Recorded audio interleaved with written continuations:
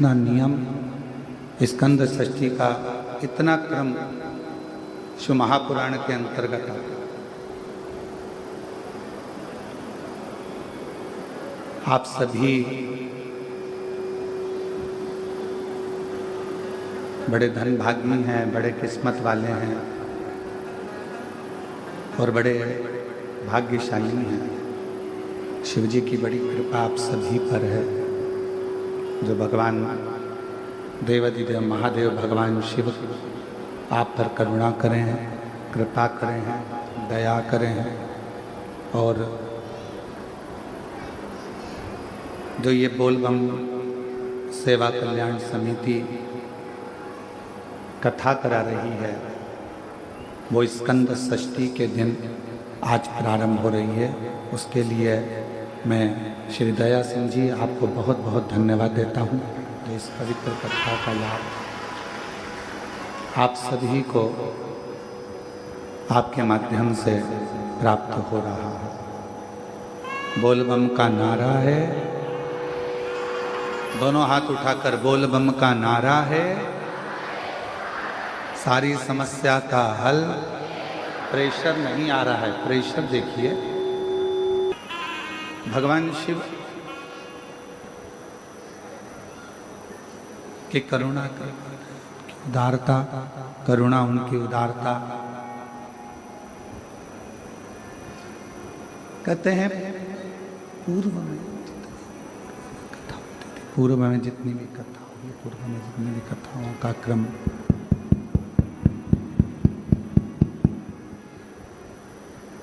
पूर्व में जितनी भी कथा हुई हैं, जितनी भी पूर्व में कथा का क्रम रहा है,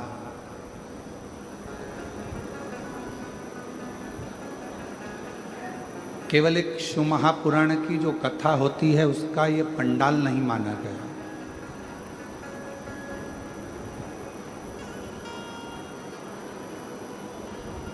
जहाँ पर भी भगवान शंकर की कथा होती है, शिव महापुराण की कथा होती है, उसको पंडाल नहीं कहते, उसको पंडाल नहीं कहते, उसको पंडाल नहीं बोलते हैं, उसको पंडाल नहीं कहा जाता। शिव महापुराण की जो कथा होती है, जो भी स्थान होता है, उसको भगवान शिव का कैलाश धाम माना गया है, जहाँ बैठकर शिव भक्त शिव महापुराण की कथा को श्रवण करते हैं।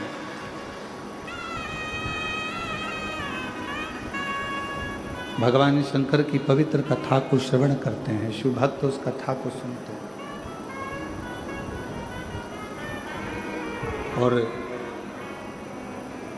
अपने हृदय में भगवान शिव की विरल भक्ति को, भगवान शंकर की भक्ति को धारण करते हैं। शिव भक्ति को धारण करने का एक केंद्र बिंदु, भगवान शंकर की भक्ति को धारण करने का एक स्थान, ये पवित्र पावन शिव महापुराण की कथा का स्थल। अब कई शिव भक्त ऐसे होते हैं, कई संसार में जन्म लेने वाले मनुष्य ऐसे होते हैं कि कैलाश धाम तक नहीं जा पाते, नहीं पहुंच पाते। पर मेरे शंकर भगवान ने, भगवान शिव ने अपनी वाणी में स्वयं तुमरुका जी से कहा है,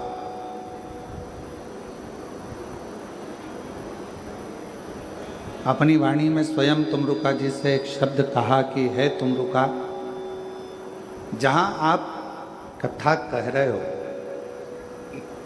जहाँ मैं इस कथा को ईसर गोरा बनकर श्रवण कर रहा हूँ, चंचुला देवी जिस कथा को के लिए, चंचुला देवी अपने पति बिंदुक की मुक्ति के लिए, मोक्ष के लिए एक कथा श्रवण कर रही है। तो आज मैं वचन देता हूं तुमरुका जी कि जिस स्थान पर ये पवित्र शिव महापुराण की कथा जहाँ पर भी होगी वो भूमि साधारण नहीं कहलाएगी। शिव जी कहते हैं वो मेरा कैलाश 7 दिन तक वहीं पर विराजमान रहेगा और भगवान शिव की अविरल कथा का रसपान करेगा। 7 दिवसीय शिव पुराण की कथा संपूर्ण विश्व के कल्याण के लिए, संपूर्ण जगत के कल्याण के लिए, संपूर्ण जगत के उद्धार के लिए ये कथा श्रावण के महीने में प्रारंभ हुई। अब जैसे श्रीमद् भागवत जी श्रवण करने का एक नियम होता है कि एक स्थान पर बैठकर बड़े आनंद के साथ कथा का रस तत्व ग्रहण किया जाए। रामचरितमानस का एक नियम होता है कि रामचरितमानस 24 घंटे में, 9 दिन में, 1 माह में, त्रैमासिक में, 12 महीने में, जैसा भी आपको क्रम करना हो उस क्रम से उसको पूर्ण किया जाए। उसी तरह उसी क्रम में शिव महापुराण का एक नियम है और वो नियम संपूर्ण श्रोताओं को, चाहे वो आस्था चैनल पर, टीवी पर सुन रहे हो, मोबाइल पर सुन रहे हो, टीवी पर सुन रहे हो या पंडाल में बैठकर श्रवण कर रहे हो, जहां से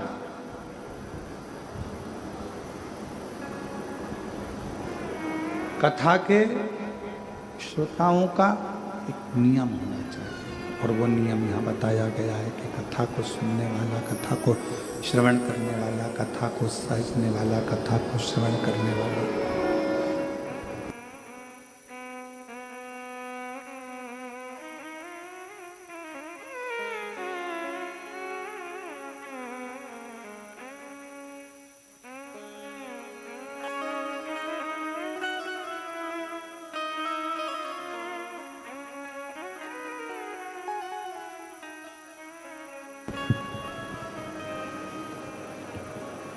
जैसे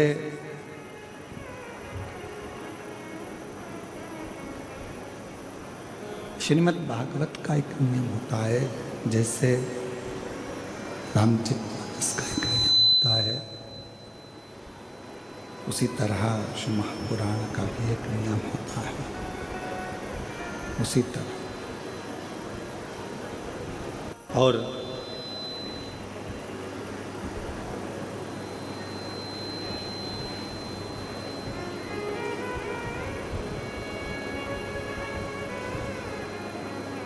हमारे बीच में माननीय विधानसभा जी अध्यक्ष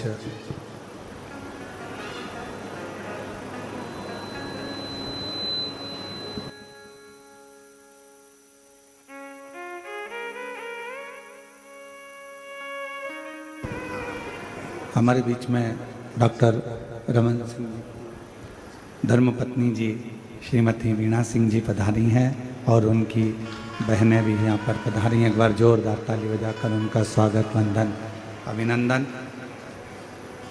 शिव कृपा है, आप भगवान शंकर की परम भक्त भी हैं और जब आपके निवास पर राजनांदगांव पर जाना हुआ था उस समय पर शिव भक्ति के किस्से बाबा की कृपा से बहुत श्रवण करने को मिले। एक बार जोरदार ताली बजाकर उनका स्वागत, वंदन, अभिनंदन। शिव तत्व कह रहा है, भगवान शंकर का चरित्र कर रहा है। और तेरी कृपा बिना ना हिले एक भी अणु, लेते हैं श्वास तेरी कृपा से तनो तनो। बखान क्या करूं मैं राखों के ढेर का, चपटी भगोत में खजाना कुबेर का। हे गंगाधार मुक्ति द्वार ओंकार तू, भोले ओंकार तू। आयो शरण तिहारी शंभु तार तार तू। ये शिव की उदारता।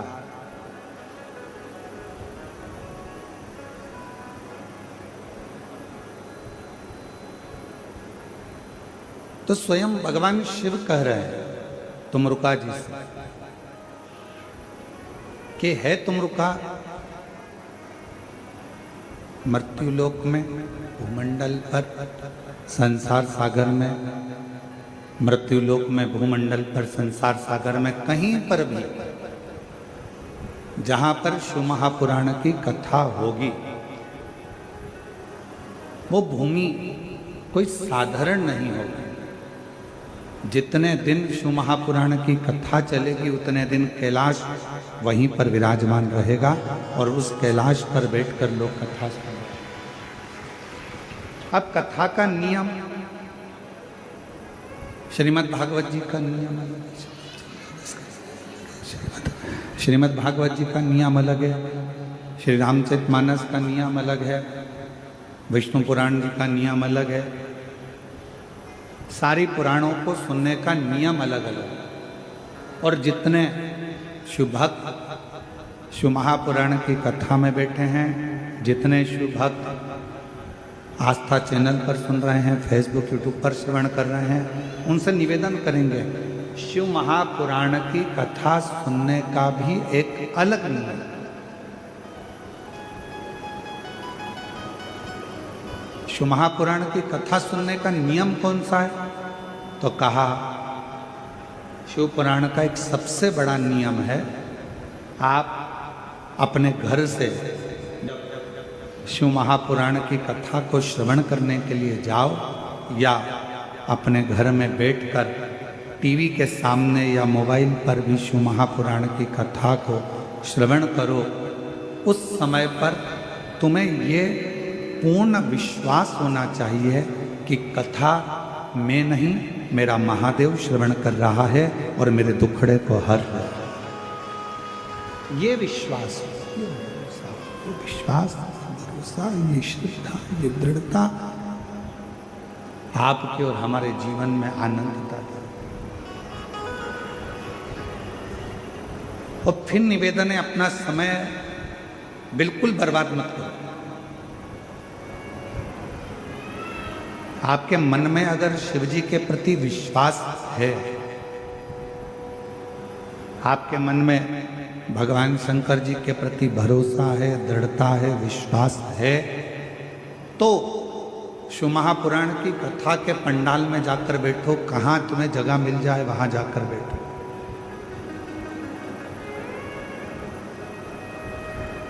यदि विश्वास नहीं है, भरोसा नहीं है, शिव जी पर हमारा दृढ़ता नहीं है, तो फिर कथा में जाने की जरूरत नहीं। अपना काम करो, अपने घर में रहो, अपने व्यस्त। ये कथा, क्योंकि रामचरितमानस में तुलसीदास बाबा ने अपने शब्दों में कहा है शंकर विश्वास रूपिणो। ये कथा ही विश्वास है और विश्वास को ही शिव कहा गया।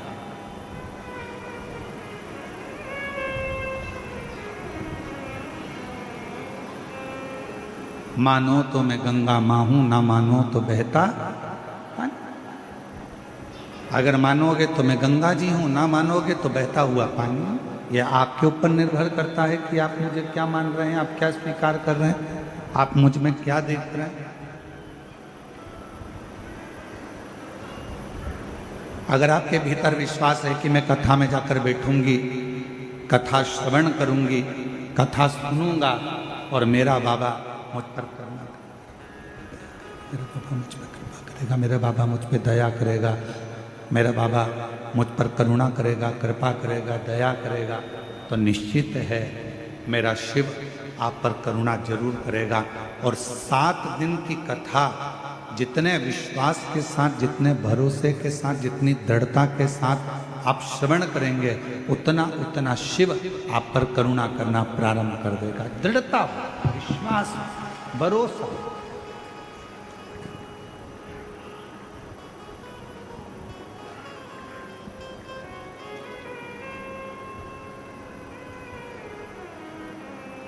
आपका घर बड़ा है, छोटा है, वो मायना नहीं रखता।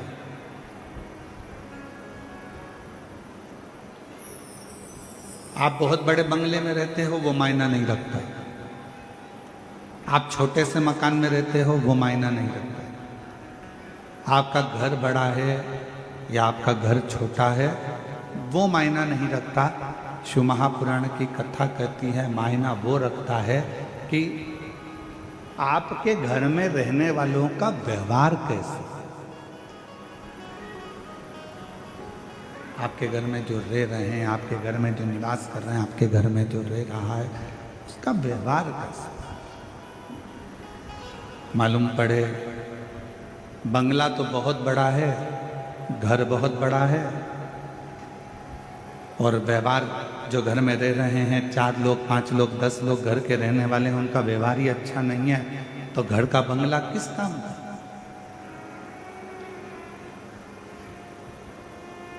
घर बड़ा है या घर छोटा है उस वो कोई मायना नहीं रखता, पर मायना रखता है तुम्हारे घर का व्यवहार, तुम्हारे घर का व्यवहार कैसा है, तुम्हारे घर में रहने वालों व्यक्तियों का व्यवहार कैसा है। मालूम पड़े एक बहू उधर मुंह फुला कर रह रही है, एक बेटा उधर रह रहा है, एक बेटी उधर रह रही है, घर में थोड़े से रिश्तेदार आए, मालूम पड़ा ननन भाभी से ना बोले, भाभी ननन से ना बोले, ननन नंदोई से ना बोले और पत्नी पति से ना बोले, सारे रिश्तेदार आते जरूर हैं पर मालूम पड़े आपस में व्यवहार ही ठीक ना हो तो बड़े बंगले का करोगे क्या। मकान बड़ा या मकान छोटा होने से व्यक्ति के जीवन में सुख नहीं है।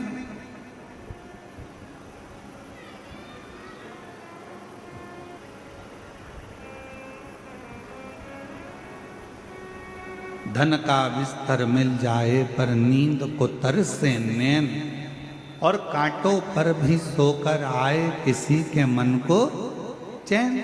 कोई कारण होगा, मालूम पड़े डनलप का गद्दा लगा है, एसी लगा है, खूब जोरदार मलमल की रजाई भी है, तकिया भी बिल्कुल एकदम कोमल है और बड़े आराम से कमरा भी बिल्कुल क्लीन साफ एकदम बढ़िया है, और मालूम पड़े धन का बिस्तर मिल जाए पर नींद को तरसे ने।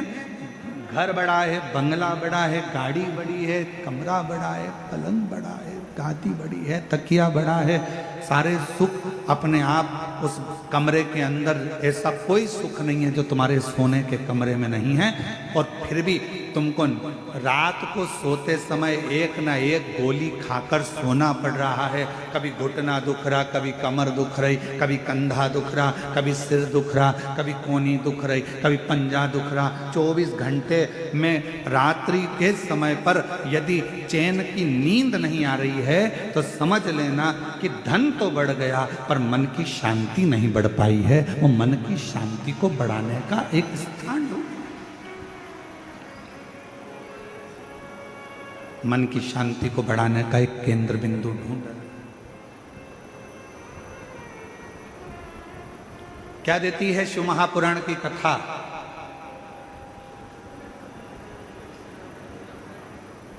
क्या प्रदान करती है शिव महापुराण की कथा? शिव महापुराण की कथा देती है पक्का विश्वास, पक्की दृढ़ता।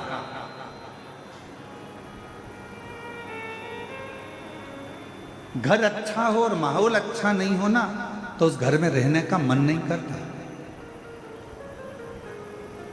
और माहौल अगर अच्छा है और घर अच्छा भी नहीं है तो किराए के मकान में भी महल नजर आता है। अगर माहौल अच्छा, मकान अच्छा नहीं है, मान लो मकान अच्छा नहीं है और माहौल अच्छा है तो किराए के मकान में भी सुख नजर आता है, किराए के मकान में भी आनंद नजर आता है, किराए के मकान में भी आनंद की अनुभूति होती है।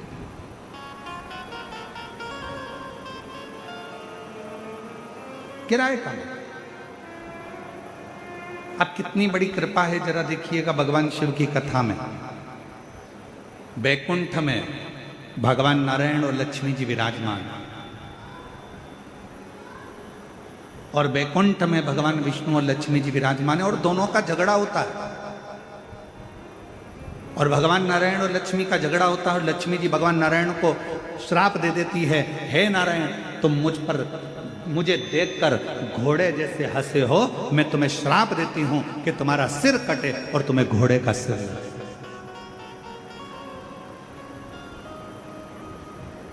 अब देखिए जरा, श्राप किया गया। अब ब्रह्मा जी और ब्रह्माणी जी ब्रह्मलोक में निवास करते हैं और दोनों जनी वहां रहकर बड़ा आनंद का जीवन जी रहे होते हैं। और इतने में यज्ञ होता है, अनुष्ठान होता है, और उस अनुष्ठान में माता ब्रह्मणी के आने में देरी हो जाती है। माता सावित्री उस यज्ञ के अंतर्गत विराजमान हो जाती हैं और माता ब्रह्मणी उनको श्राप दे देती हैं, ब्रह्मा जी तुम्हारी अर्धांगिनी होने के बाद भी तुमने यज्ञ में मेरी प्रतीक्षा नहीं करी, मैं तुम्हें श्राप देती हूं कि मृत्यु लोक में कहीं पर भी तुम्हारे मंदिर नहीं होंगे, मृत्यु लोक में कहीं पर तुम्हारा पूजन ना होगा, केवल एक पुष्कर की भूमि ऐसी होगी जहां पर तुम्हारा पूजन होगा, जहां पर तुम्हारा मंदिर। अब जरा विचार करिए, बैकुंठ लोक है, वहां पर भी भगवान नारायण और लक्ष्मी का थोड़ा सा विवाद हुआ, लक्ष्मी जी ने श्राप दिया। ब्रह्मलोक है, ब्रह्मलोक में भी सारा ठाठ है और माता ब्रह्मणी ने ब्रह्मा जी को श्राप दिया। पर केवल सारे लोकों में एक लोक मृत्यु लोक ऐसा है जिस मृत्यु लोक के अधिपति भगवान देव अधिदेव महादेव हैं। दोनों आनंद के साथ विराजमान रहते हैं और भगवान शंकर और पार्वती दुनिया के लोगों को प्रेरणा देते हैं कि सुख बड़े मकान में नहीं, अगर कैलाश की कंदराओं में भी रह रहे हो और माहौल अच्छा है तो सुख उस कंदरा में भी प्राप्त हो सकता है, सुख उस कंदरा में भी मिल सकता है, सुख उस कंदरा में भी प्राप्त हो सकता है।